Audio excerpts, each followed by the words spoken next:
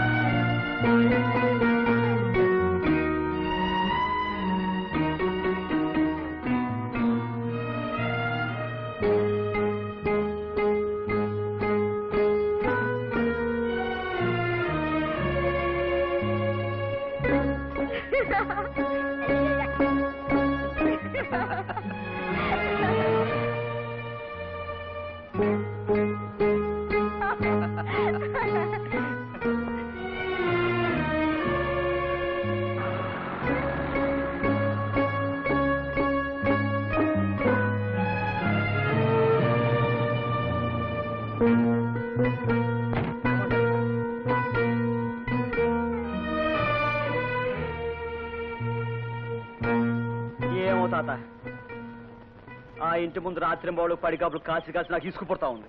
ఇంకా ఎంతకాలం చూడమంటావు? ఇట్లాంటి విషయాల్లో తొందరపాటు పనికిరాదు బాబు. కాస్తంత ఓపిక పడితే నీ తమ్ముని నువ్వు తప్పకుండా కలుసుకోగలుగుతావు.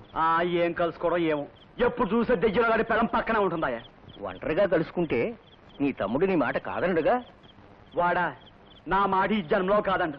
నాకు ఆ నమ్మకం తాత. పక్క నుండి ఈ పిల్లవాడిని సెలగొడుతోంది. నీకంత నమ్మకం ఉన్నప్పుడు కొంచెం ఓపిక బట్టి నీ పని సాధించుకో. సరే తాత, నీ మాట ఎప్పుడు కాదన్నాను. అలాగే. ఎక్కడికండి? స్టేషన్కి. రైలు స్టేషన్కా పోలీస్ స్టేషన్కి అండి? నా సామాన్లు చూస్తే తెలియటం లేదయ్యా. ఎక్కడ కొనుక్కుంటున్నావు? Railway station. ఇదిగో ముందు బేరం చెప్పు. 3 రూపాయలు ఇచ్చుకోండి. 3 రూపాయలా? నా ఒళ్ళు చూసి అడుగుతున్నావా? ఇదంతా ఒట్టి నీళ్ళే, బరువు ఉండదు. సర్లేండి మీ ఇష్టం. కోటి కోటి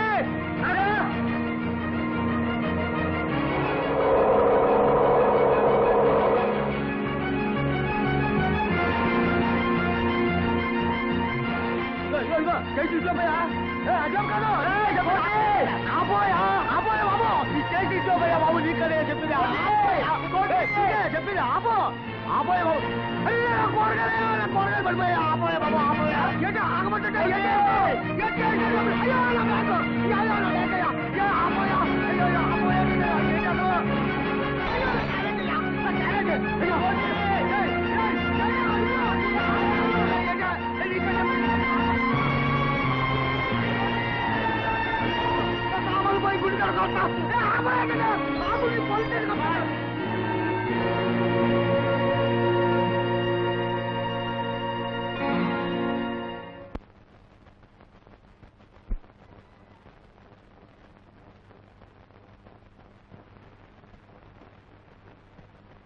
ఈ మందులు కొన్ని వాడండి. మళ్ళీ వారం అయ్యాక వచ్చి కనపడండి. Thank you sir. నో మనిషి.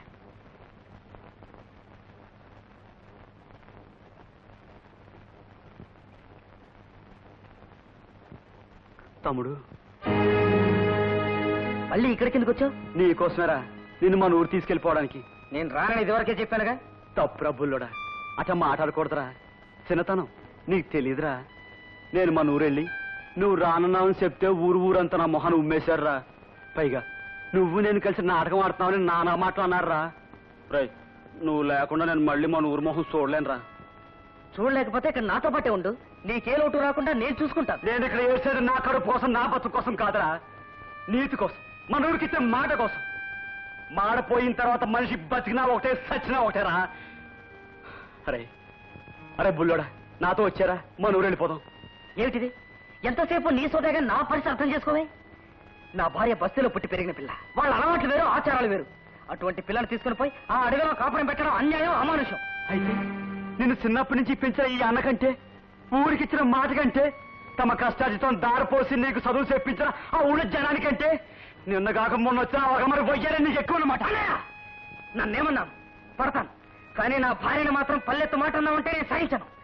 వాళ్ళ సాతక బాతకాలు అర్థం చేసుకోవడానికి కొంచెం చదువు, సంస్కారం ఉండాలి. అడవిలో కట్టెలు కొట్టుకునే ఇలాంటి ముద్దు మొఖాలకి అవే అర్థం అవుతాయి. ఏంట్రా కూసా? మదరా నీకు.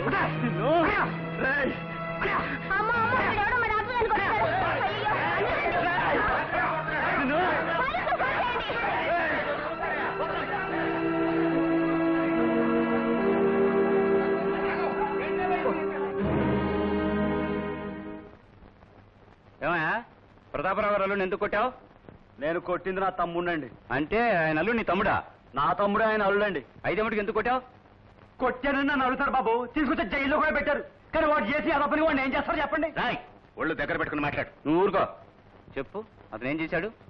ఏం చేశారని మెల్లగా అడుగుతారేం బాబు? డాక్టర్ అనేవాడు లేక మా ఊళ్ళో ఏ దెబ్బ వచ్చినా జనం నల్లులు మాడి సత్తూ ఉంటే అందరూ సరి వాళ్ళ కష్టాజితం దారిపోసి మా తమ్ముని డాక్టర్ చదివించారండి. వాడు ఇప్పుడు ఈ ఊళ్ళోనే ప్రతాపరావు గారు అమ్మని పెళ్లి చేసుకుని తిరిగి మా ఊరు రానంటున్నాడండి. చచ్చి, ఒక నీతి గల మనిషి చేసిన పని అయ్యేది. మా ఆడ తప్పిన తర్వాత ఎందుకండి యథా బతుకు?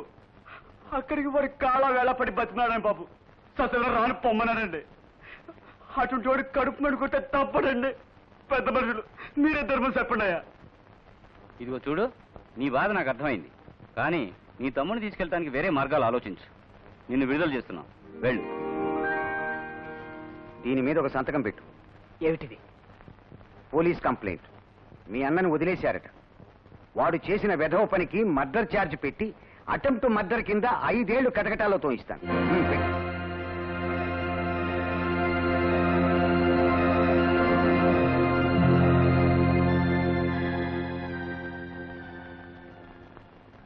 నేను పెట్టను. ఎందుకు పెట్టవు?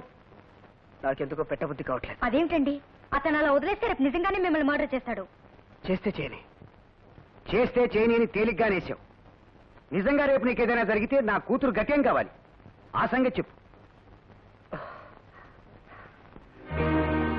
సరే, అదేదో నేనే చూసుకుంటాను.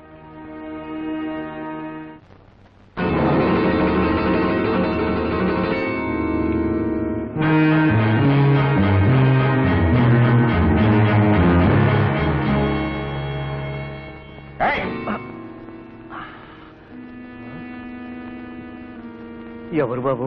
ఎవడ్రా ఇక్కడ రాముడనే రెచ్చవడున్నాడట? రాముడు అనేవాడు ఇక్కడ ఎవడు లేడండి. చెబుతావా లేదా? కొట్టకండి అయ్యా, నేనే రాముడిని. నువ్వేనా రాముడివి? అవునండి. ప్రతాపరావు గారు అల్లుడిని కొట్టావంట, నిజమేనా? కొట్టిన మాట నిజమేనండి. కానీ వచ్చి మా తమ్ముడు.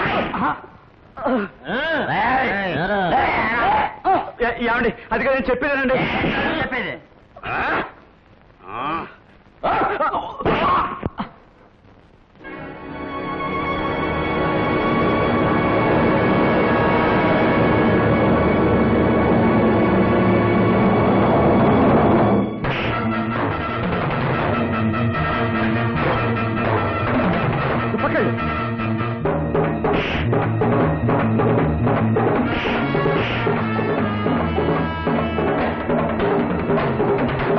బాబు.